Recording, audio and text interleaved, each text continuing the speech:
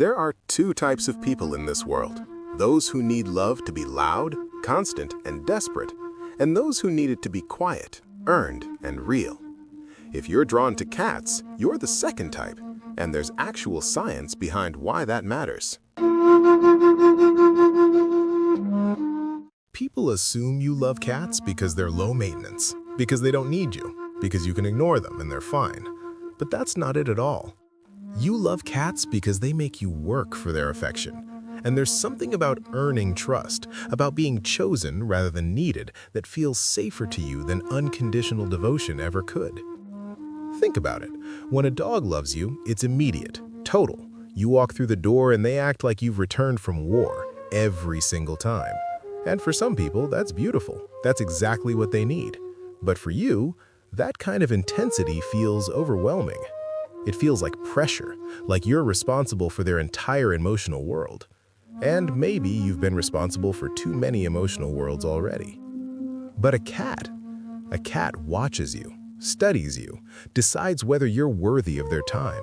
And when they finally curl up in your lap, when they choose to be near you after days or weeks of indifference, it feels like you've accomplished something, like you've been approved, not because you performed or begged or proved your worth, but because you simply existed with the right kind of energy. Patient, calm, respectful of boundaries. Psychologically, this is called earned secure attachment. It's when you feel safest in relationships that require mutual respect rather than constant reassurance. And here's what most people don't understand. This isn't a preference. It's how your nervous system is wired. Research shows that people who prefer cats often have what neuroscientists call a highly responsive nervous system. You pick up on subtle cues that others miss: the shift in someone's tone, the tension in a room before anyone's said a word, the way energy changes when someone's about to leave. And because you're constantly processing these signals, constant stimulation doesn't energize you, it exhausts you. Dogs are perfect for nervous systems that regulate through activity and engagement. They initiate contact, they mirror excitement, they keep energy moving. But your nervous system? It regulates through stillness, through predictability, through the absence of pressure. You don't need someone to discharge energy at you. You need someone to settle into a space and let you settle with them. And cats provide exactly that. They don't rush toward you demanding responses.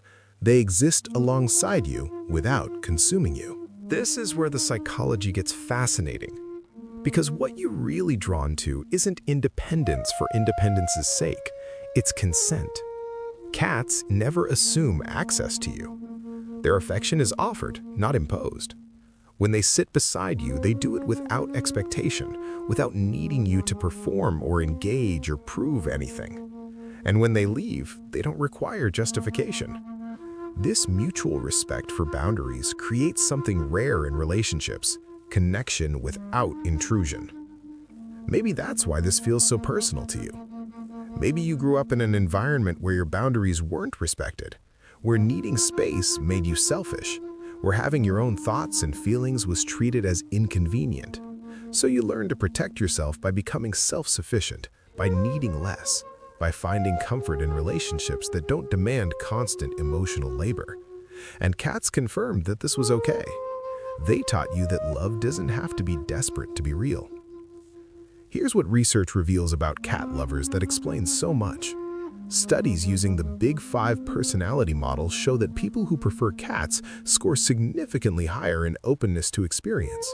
On paper, that means creativity and curiosity, but lived from the inside, it means your mind doesn't settle for simple explanations. You're drawn to complexity, to ideas and emotions and perspectives that don't fit neatly into boxes. You ask why behind the why behind the why. And cats, with their mysterious, unpredictable nature, match that appetite for depth. Cat lovers also score lower in extroversion, and this is where society misunderstands you. Lower extroversion doesn't mean you're antisocial or incompetent with people. It means your energy flows inward before it flows out. Social interaction costs you more than it costs extroverts. Not because you don't enjoy people, but because you need more recovery time between interactions. You can love someone deeply and still need space from them. And the world often treats that as a contradiction when really it's just how your nervous system functions. But here's where it gets deeper. There's also a biological mechanism at play that most people don't know about. Ethologists discovered something called the baby schema, a set of visual cues that evolution hardwired into humans to ensure we protect our young. Large eyes relative to the face, rounded features, small non-threatening movements. When your brain detects these features, it releases caregiving impulses automatically. And domestic cats happen to match this pattern almost perfectly. When a cat looks up at you, your brain doesn't register predator, it registers infant. The response is instant, warmth, protection, an instinctive pull toward responsibility. But here's why this matters for your psychology. For many cat lovers, this dynamic feels safe because it's one-directional without being emotionally demanding. You can offer care without the expectation of constant reciprocity. The cat doesn't monitor your mood. It doesn't need you to be cheerful or available or anything other than present when you have the capacity. And maybe that's what you needed. Maybe you're someone who learned early to regulate other people's emotions, to be the calm one, the responsible one, the one who took care of everyone else while your own needs went unmet. Offering care to something that doesn't demand it in return allows you closeness without vulnerability overload. It's connection on terms your nervous system can actually handle. There's another layer here that explains why cats feel so grounding to you. The purr. A cat's purr operates at low rhythmic frequencies that the human nervous system responds to instinctively. Long before you consciously register comfort, your body begins to slow.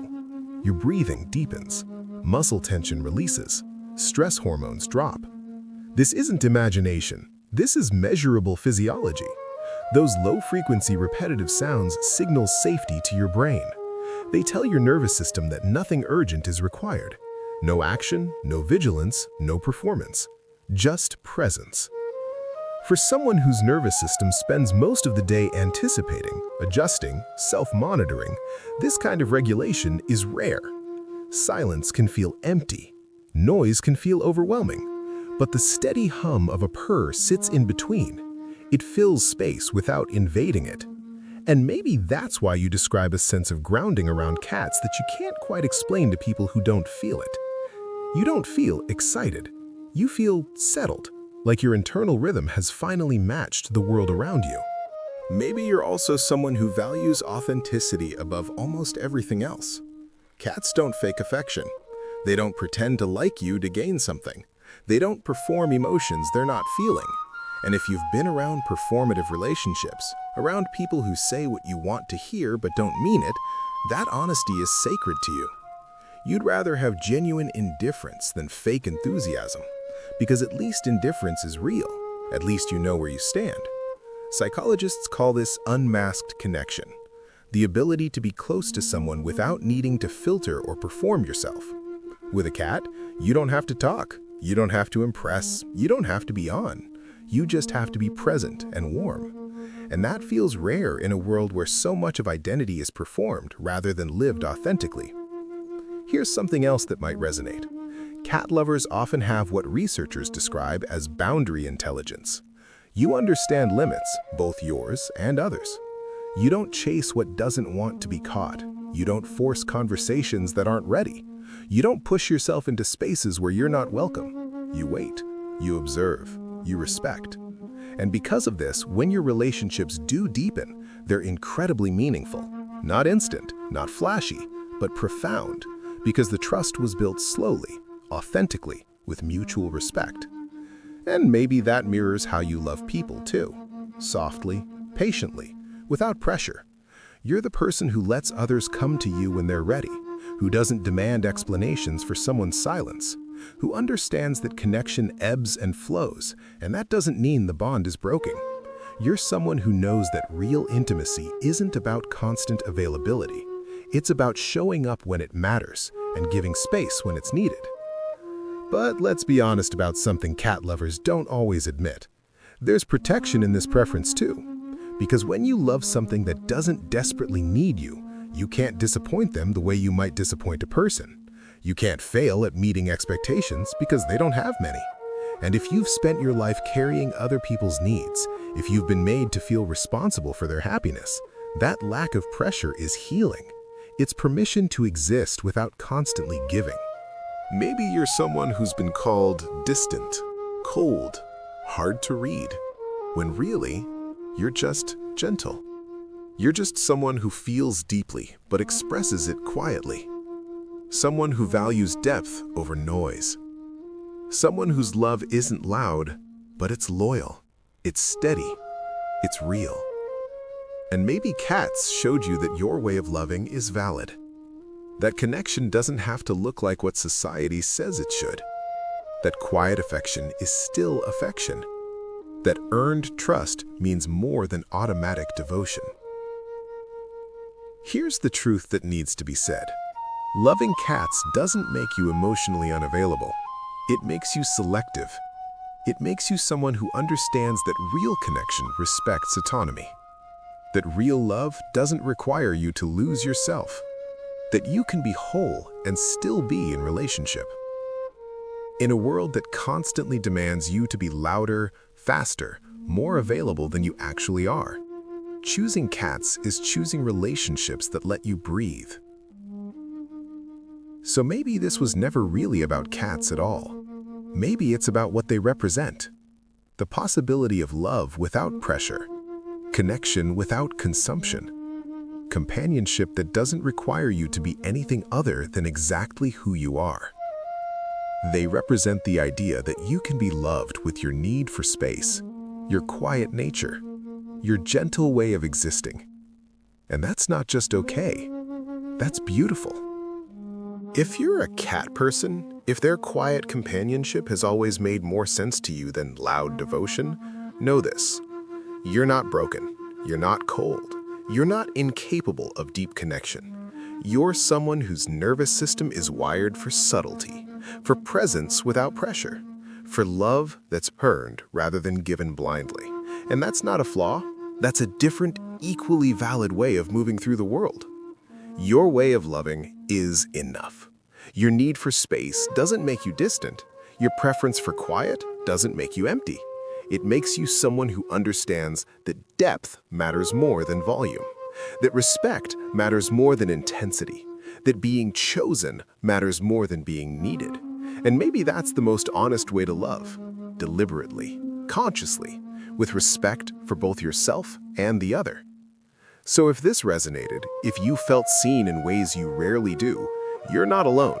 Leave a comment about what cats give you that the world often doesn't.